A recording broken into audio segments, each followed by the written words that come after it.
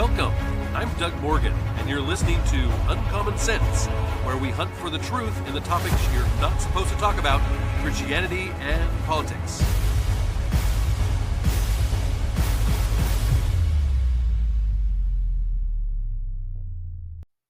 When Obama ran for president, he loved the phrase hope and change.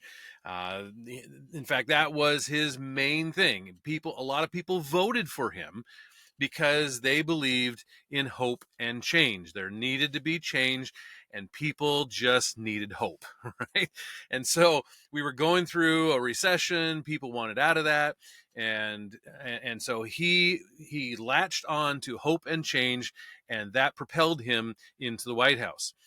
Well, when I was watching Monday's inauguration, and I was thinking about what I would say here on the podcast about it, and it came up just hope and change.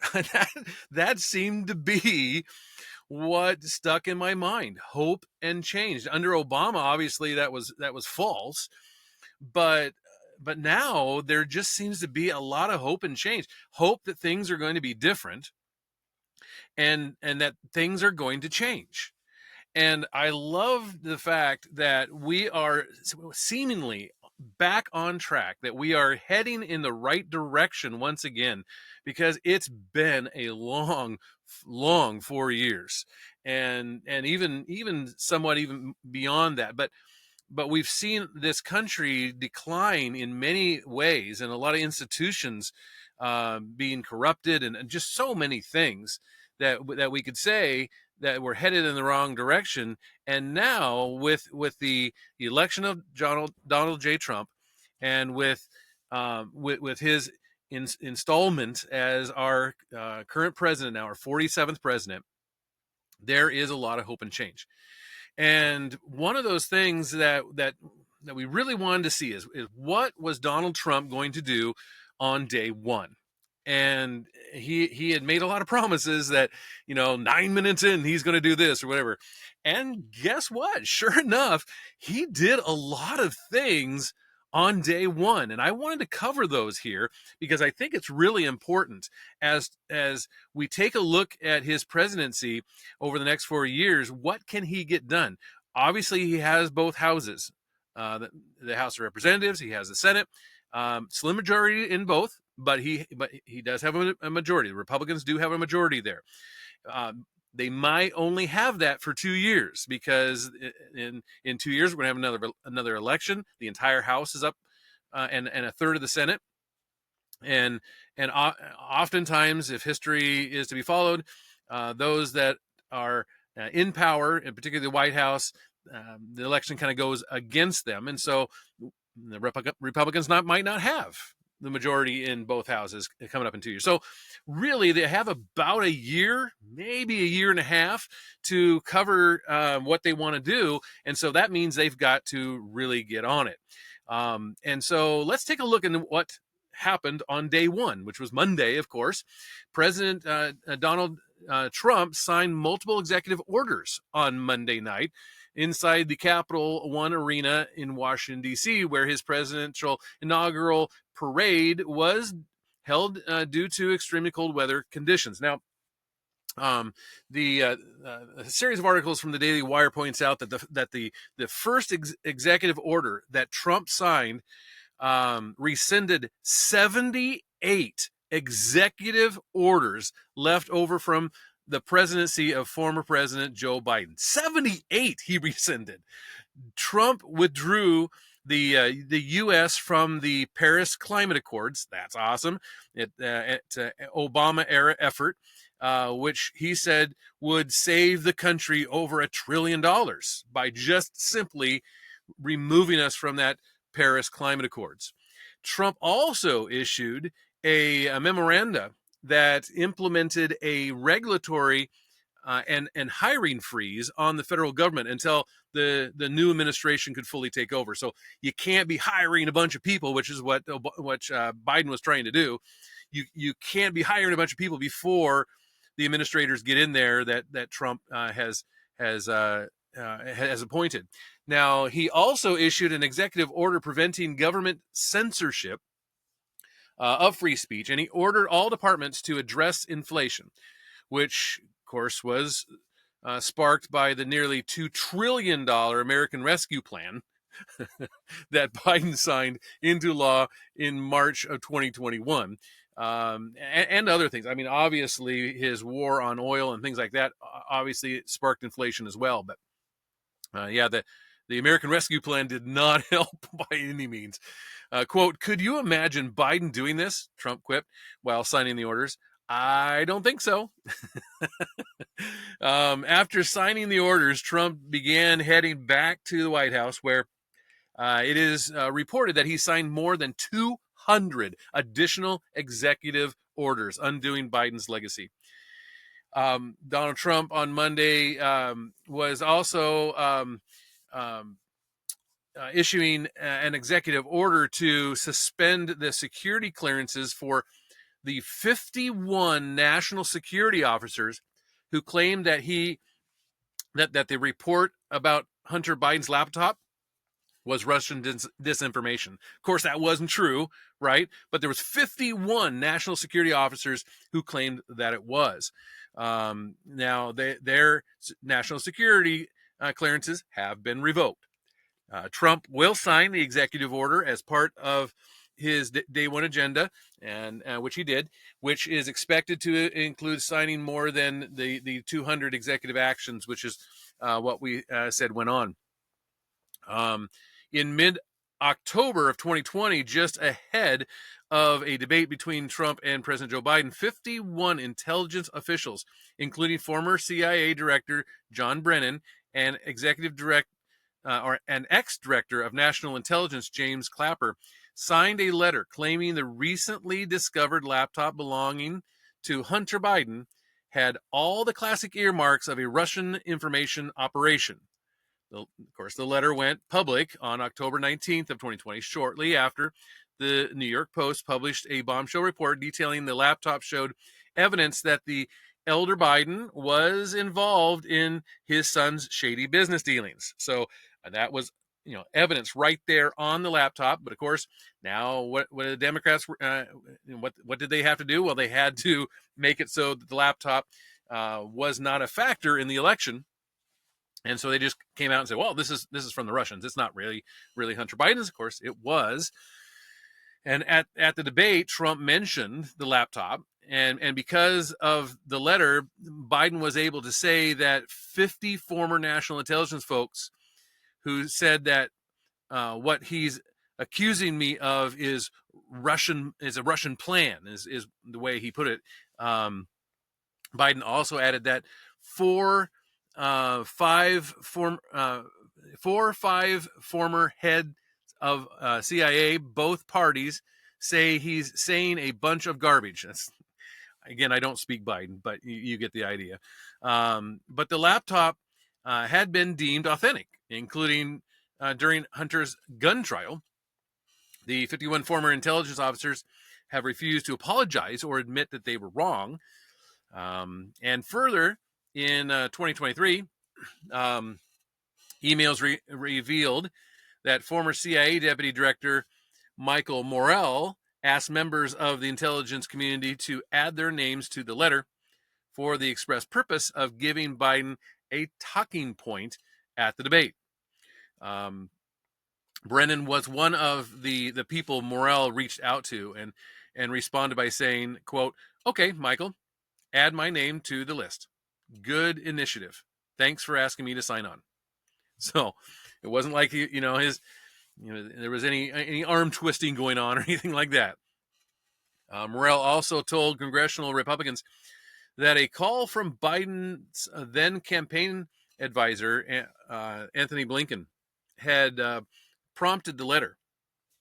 And Morell also testified that the chair of the 2020 Biden campaign, Steve Ritchie, called him after the debate to thank him for getting the letter out. Now, Morell told congressional Republicans that the letter had two intents. Number one, the one intent was to share our concern with the American people that the Russians were playing on this issue. And number two, it was to help Vice President Biden, he explained, according to the transcripts of his testimony. And Democrats accused Republicans of cherry picking Morell's testimony, claiming no part of the interview demonstrates that Tony Blinken or any other Biden campaign official asked Mike Morell to write a letter about Hunter Biden's laptop. Of course, that wasn't true, right? So, anyway, a lot of good things going on there now that all 51 of those guys have lost their clearances, meaning they probably can't do their job any longer. And also, President Donald Trump announced Monday night that he was removing thousands of federal employees of former President Joe Biden from his administration. I mean, there's a lot of winning going on here, as Trump likes to say, right? We're going to get tired of winning, as he likes to put it. Trump said that he would eliminate anyone who did not support his Make America agenda, Make America Great Again agenda. In a statement on Truth Social, he said 4 individuals, including former chair of the Joint Chiefs of Staff Mark Milley, had already been removed and more announcements were coming. Quote, "Our first day in the White House is not over yet. My presidential personnel office is actively in the process of identifying and removing over 1,000 presidential appointees from the previous administration who are not aligned with our vision to make America great again." And this is what Trump said. Quote, "Let this serve as official notice of dismissal for these 4 individuals, with many more coming soon. Jose Andres from the President's Council on Sports, Fitness, and Nutrition. Mark Milley from the National Infrastructure Advisory Council. Brian Hook from the Wilson Center for Scholars. And Keisha Lance Bottoms from the President's Export Council. You're fired," he added. So obviously making reference to his old TV show. Hook previously served as special envoy to Iran under Trump. And at the end of the first Trump administration, Milley reportedly made secret calls to China. Yeah, Milley reportedly made secret calls to China where he promised to warn General Li Zongzhen of the People's Liberation Army if Trump ordered a preemptive strike on China. Yeah, well, Milley said that he would then call China and let them know. Milley also was a harsh critic of Trump after the January 6th riot and was issued a preemptive pardon by Biden on Monday. In addition to firing political appointees, Trump signed an executive order on Monday to make it easier to terminate federal employees in policy-making roles. He said that this was necessary because of numerous and well-documented cases of career federal employees resisting and undermining the policies and directives of their executive leadership. I think Trump is learning from his first term in office because that's exactly what happened to him in many different areas where he was undermined by his own people. Quote, "Accountability is essential for all federal employees, but it is essentially important for those who are in policy influencing positions," Trump wrote in an executive order this. He says, quote, "Principles of good administration, therefore, necessitate action to restore accountability to the career civil service, beginning with positions of a confidential policy determining policy making or policy advocating character." Now, Trump issued dozens of executive orders on topics ranging from border security to energy and signed one that reversed nearly 80 Biden-era policies, 78 to be exact. Well, on Monday, his first day in office, Trump issued an executive order which stated that the United States government would not give citizenship to a child whose mother was had immigrated to the country illegally, and the father was not a United States citizen or lawful permanent resident at the time of the child's birth, or if the mother's presence was lawful but temporary, and the father was not a U.S. citizen or lawful permanent resident. So this is what you've probably heard of as called birthright, and basically there's no real court precedent saying that this is a thing, but our federal government has basically recognized anybody that has somehow been able to be born in this country, whether it was just their parents snuck over the border and 10 minutes later they were born, then they've been recognized as U.S. citizens. Well, birthright again is not something that is set in stone, as far as it's not in the Constitution or anything like that. And what Trump is doing here is he's setting up some court cases to see if this is to kind of test what's been going on. On Tuesday, 22 states with Democratic attorney generals sued Trump over the order. So this is exactly what everybody knew would happen. The executive order noted that the 14th Amendment states all persons born or nationalized in the United States and subject to the jurisdiction of are citizens of the United States and the state wherein they reside. But the order added, the 14th Amendment has never been interpreted to extend citizenship universally to anyone born within the United States. The 14th Amendment was always excluded from birthright citizenship persons who were born in the United States but not subject to the jurisdiction thereof. So again, what we're seeing here is they are not subject to being a citizen because they are not subject. Their parents were illegally here, and so they were not subjects of this country. They were subjects of another country. The attorneys general filed their complaint in federal district court in Massachusetts, and cities of San Francisco and Washington, D.C. joined in the effort. New Jersey Attorney General also complained, saying presidents are powerful, but he's not a king, and he cannot rewrite the Constitution with a stroke of the pen. The ACLU, of course, immediately filed challenges to the executive order. All the usual suspects. And as far back as 2015, National Review noted that according to Center of Immigration Studies, the CIS, legal policy analysis John Feary, who testified before the House Judiciary Committee Subcommittee on Immigration and Border Security in April, between 350,000 and 400,000 children were born annually to an illegal alien mother residing in the United States, as many as 1 in 10 births nationwide. 1 in 10 we're not talking about an insignificant number here.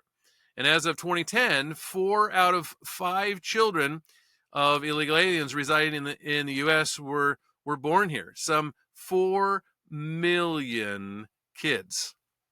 So yeah, this is a big deal. Again, it's an executive order that was done here on day one, but it's not going to be resolved for quite a little while.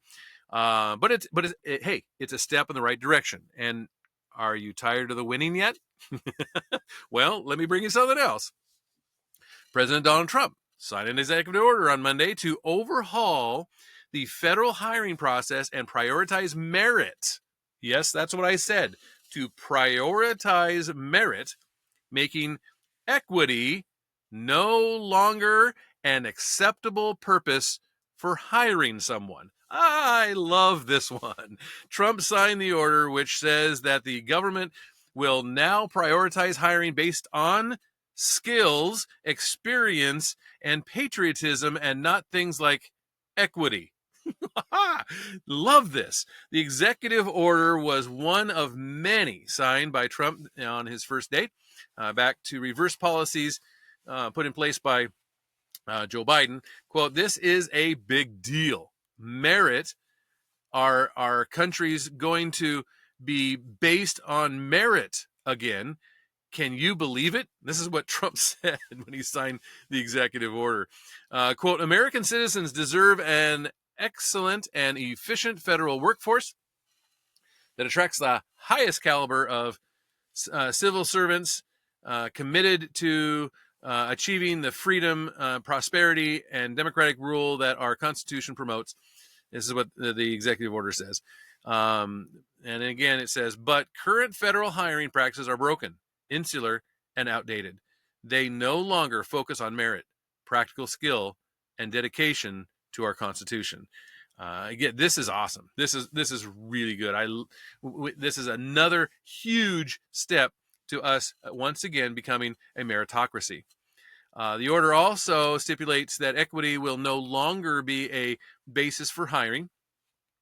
And a fact sheet on the executive order shared with the Daily Wire reveals that the White House believes that the government will better serve the needs of the American people, prioritizing federal hiring on skills, experience, and patriotism, not commitment to racial ideologies.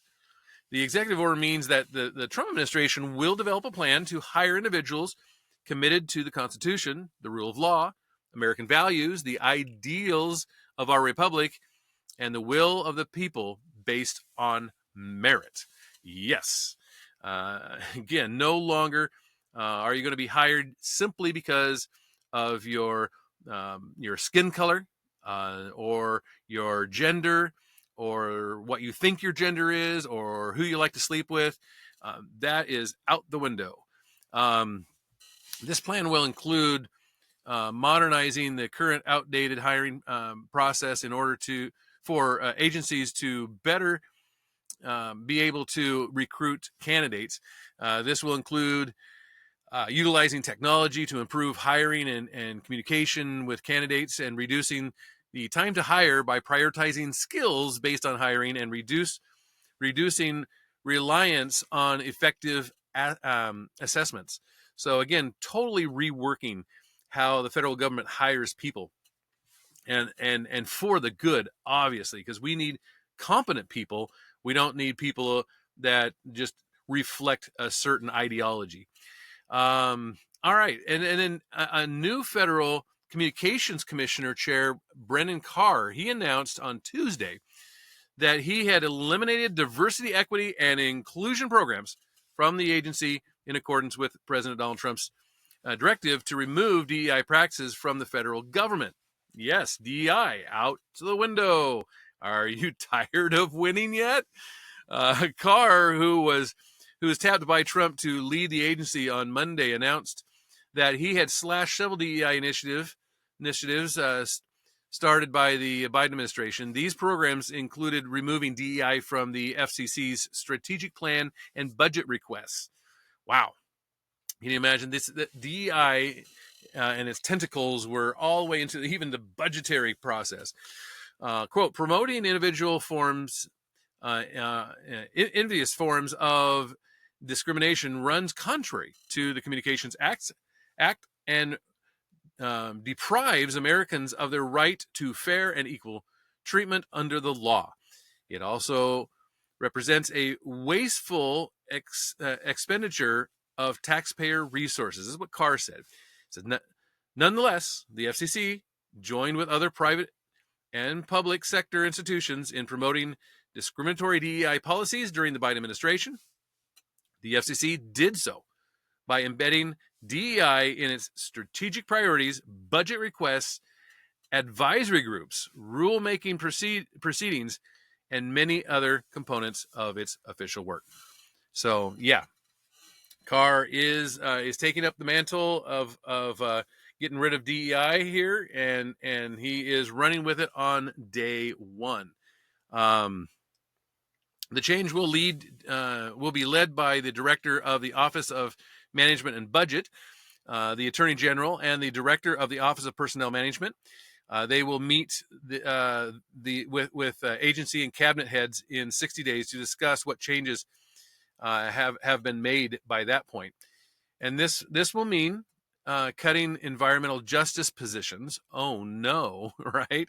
Or offices, equity action plans, and any DEI officer positions instituted under Biden. And in fact, if you go onto the White House website, you will notice that a lot of those guys that were on there and their bios and everything are gone already. They've already left.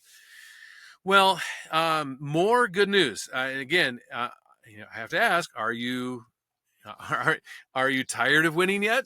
No. Well, good, because President Donald Trump signed an executive order on Monday night to withdraw the United States from the World Health Organization, or WHO, over its handling of COVID and demands for onerous payments. So, if you remember, during COVID, they did a terrible job of responding to COVID. They actually hurt our response, and we've got into it on the podcast. We probably go into it again at some point, but we have now withdrawn ourselves from the World Health Organization. That's a great thing. It'll not just save money, but it'll also get us out of an organization that is actually hurting world health and is run by the Chinese, by the way. But again, it's just another good step in the right direction. President Donald Trump issued a sweeping executive order on Monday, also granting full pardons. Did you hear about this? Full pardons for about 1,500 criminal defendants related to the January 6th Capitol breach.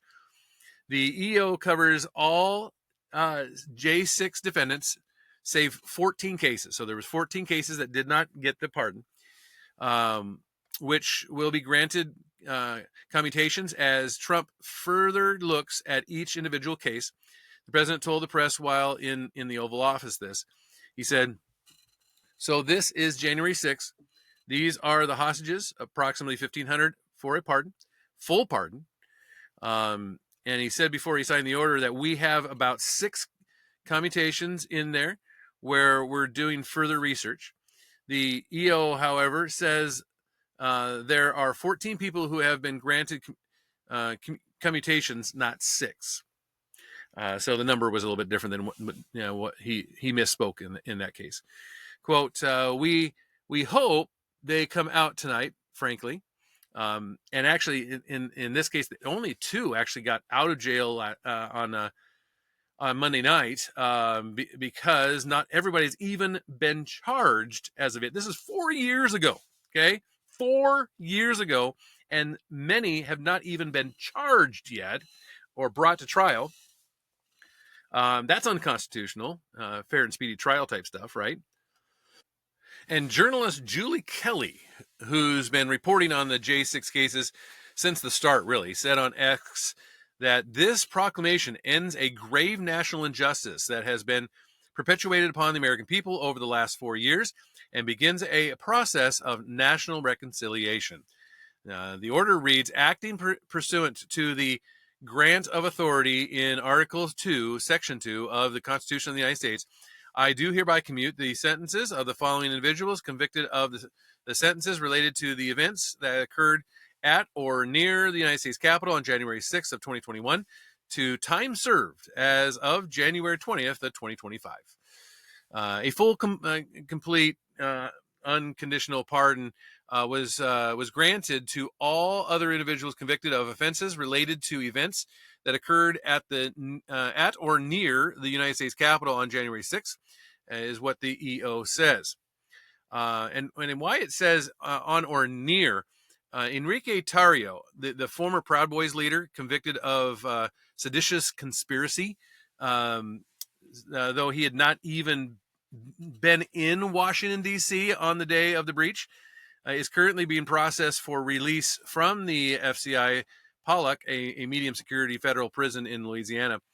And so, again, some of these, they weren't even there. They weren't even in Washington, D.C., but they were convicted anyway. Terrio was serving a steep 22-year sentence in federal prison. We talked about that on the podcast when it happened. Terrio's mother, Zuni Terrio, rejoiced at the news, writing on a post on X saying, "Lord, thank you. Terrio is free with a bunch of exclamation marks. And so, yeah, I mean, this is really good news. Obviously, this is a miscarriage of justice when it came to many of these.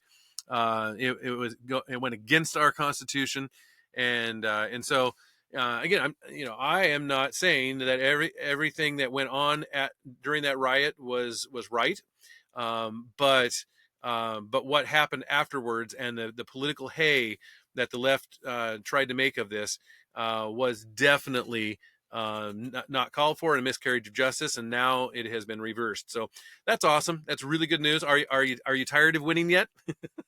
Well, I hope not, because there's a lot more to come. I just wanted to cover today some of the things that happened on day one, and that really helps inspire us. Hope and change, right? And so I would love to hear from you. What are some of the things that you thought Donald Trump did really well, or maybe some things he didn't do really well? I would love to hear from you on it, and how you felt. What did you feel the hope and change? Of course, you can always do that at uncommonsensepodcast.com. Thank you very much for listening. This podcast is a production of Morganite Communications.